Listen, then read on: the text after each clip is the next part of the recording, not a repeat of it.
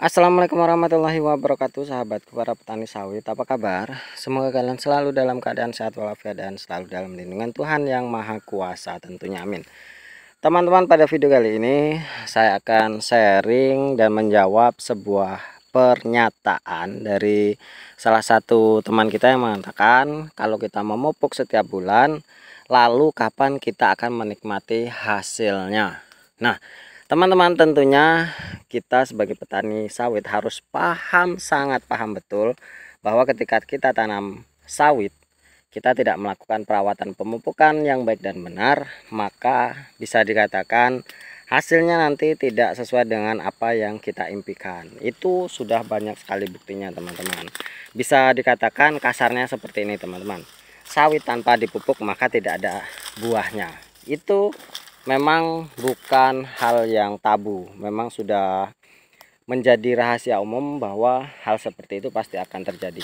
Contohnya kebun ini, teman-teman, ini kebun saudara saya yang dulu waktu pertumbuhannya itu tidak dirawat secara maksimal, tidak dilakukan pemupukan, bahkan terbengkalai. Jadi ketika umur 6 tahunan seperti ini, ya kondisinya buahnya belum begitu menggembirakan, dan tentunya itu akan sangat membuat kita itu rugi waktu, dan tentunya yang seharusnya kita sudah bisa menikmati hasil yang kita impi-impikan selama ini akhirnya tertunda, dan baru setelah umur 5 tahun 6 tahun seperti ini beliau baru menggenjotnya.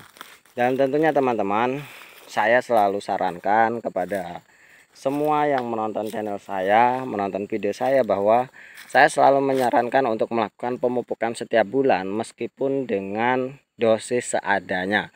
Ya kalau bisa dengan dosis yang mencukupi lah, sesuai dengan rekomendasi atau sesuai dengan anjuran. Tapi kalau tidak ada, ya seadanya saja, tapi tetap dilakukan pemupukan. Apalagi ketika sawit kita itu masa-masa pertumbuhan, teman-teman, masa-masa TBM, itu kalau bisa dilakukan penggenjotan, teman-teman. Kalau bisa 2 tahun itu memang sudah benar-benar memiliki diameter batang yang lumayan cukup besar. Nah, ini intermezzo, teman-teman. Batang yang seperti ini ya, yang daunnya itu beda, ini abnormal, teman-teman ya. Daunnya bisa kita lihat, kalau ini kan daunnya jarang-jarang ya, agak jarang. Kalau ini rapat seperti apa, sawit hias ya, seperti sawit hias. Dan kita lihat buahnya, ini buahnya tidak ada, teman-teman. Ada buahnya, rapat buahnya, tapi tidak ada bijinya. Bisa dikatakan ini adalah sawit landak. Nah, seperti inilah, teman-teman, sawit landak, hanya ada duri-durinya. Buahnya sangat-sangat kecil sekali. Ini sampai busuk juga hanya seperti itu. Kalau buahnya tidak salah-salah, teman-teman, rapat, tidak ada bunga jantannya, semuanya bunga betina, tapi betina yang banci atau betina yang mandul lah, kira-kira seperti itu. Nah, yang seperti ini sangat-sangat merugikan. Jadi kalau teman-teman masih bibitnya masih tanam umur 1 tahun, umur di bawah 1 tahun, menemukan yang ciri-cirinya seperti ini, teman-teman, bisa kalian lihat, sangat cantik, pohonnya sangat cantik, tapi tidak ada buahnya, tidak bisa berbuah. Banyak, teman-teman, ada beberapa. Inilah kalau kita beli benih abal-abal, banyak seperti ini. Karena apa? Mungkin benihnya itu adalah diambil dari indukan tinera yang bersilang dengan tinera. Jadi ambil di perusahaan benih-benih yang memang ambil comot saja tanpa dilakukan polinasi buatan, yang tinera sama tinera, akhirnya jadinya banyak pesiperanya, teman-teman, banyak pesipera atau buah landak, dan tentunya itu sangat merugi. Nah, teman-teman, kita kembali lagi ke pembahasan bahwa saya selalu mengatakan kita harus melakukan pemupukan setiap bulan meskipun dalam dosis yang kecil. Mengapa? Karena ya memang kita harus selalu memberikan asupan nutrisi kepada sawit kita. Mengapa saya mengatakan ya sesuai dengan dosis seadanya? Itu karena memang saya paham betul kondisi para petani itu sangat-sangat kewalahan dalam memberikan pupuk. Memang benar apa yang dikatakan rekan kita, kalau kita melakukan pemupukan setiap bulan, kapan kita akan mendapatkan hasilnya. Nah, tentunya seperti ini konsepnya, teman-teman. Kalau memang sawit kita TBM, tentu kita tidak akan bisa hitung-hitungan untung dan rugi. pasti kita masih mengeluarkan modal terlebih dahulu, itu pasti terjadi.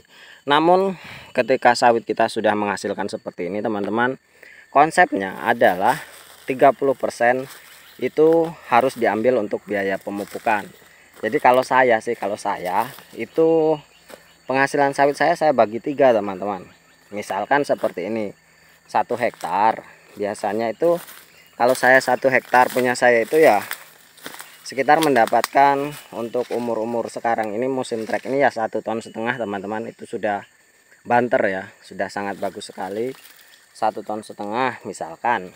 Namun kalau ketika musim bagus ya bisa lebih dari itu. Kita ambil enaknya saja teman-teman, 1 ton saja per bulan ya, kita hitung-hitungannya biar lebih gampang. Jadi saya itu rotasi 10 hari sekali teman-teman. Saya panen itu 10 hari sekali.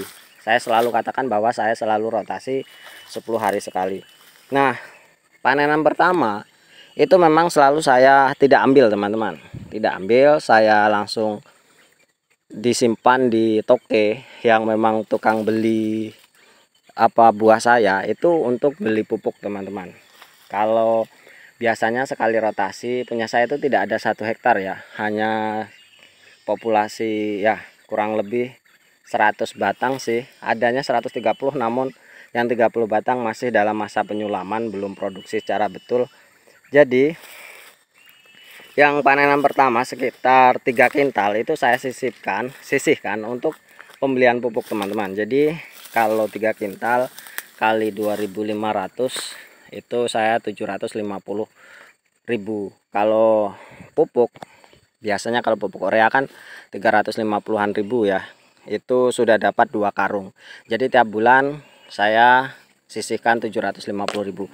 Nah, panenan kedua, panenan ketiga baru saya ambil ya. Untuk kalau saya sih belum bisa menabung ya karena saya masih mengurusi sawit yang TBM teman-teman, jadi belum bisa menabung. Jadi yang 2 kali panennya itu ya untuk kebutuhan rumah tangga. Namun baiknya sebenarnya SOP-nya itu 1 kali panen itu untuk pupuk, 1 kali panen untuk makan, 1 kali panen itu untuk ditabung. Itu yang seharusnya, yang sebaiknya teman-teman, biar kita bisa terus menambah lahan dan menambah lahan. Namun ya namanya kondisi masing-masing. Kalau idealnya teman-teman kita itu punya 3 hektar, idealnya 3 hektar. Jadi 1 hektar itu khusus untuk pemupukan teman-teman.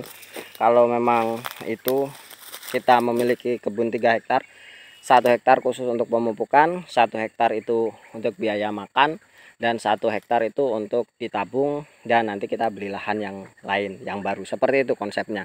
Nah, jadi teman-teman, apakah kita masih bisa makan dari kalau kita sisihkan untuk pemupukan? Ya tentu bisa, kalau kita pintar membaginya teman-teman, seperti itu. Jadi kalau saya sih ya yang tadi 3 kintal tadi, kalau dapatnya 1 ton, 3 kintal saya sisihkan, dapat 500.000, itu saya belikan pupuk, saya tebarkan.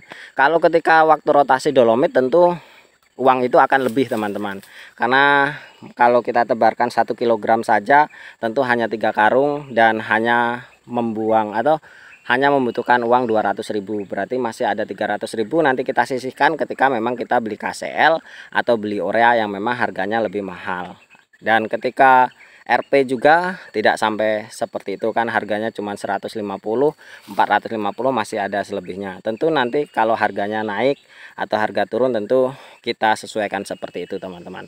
Mungkin bisa dipahami secara sederhana teman-teman hal-hal seperti ini. Jadi saya harapkan bahwa petani itu masih tetap terus melakukan pemupukan kepada kelapa sawitnya, kebunnya, supaya memang nanti mendapatkan hasil yang maksimal. Itu teman-teman, mungkin hanya ini, semoga bermanfaat. Terima kasih atas perhatiannya. Wassalamualaikum warahmatullahi wabarakatuh.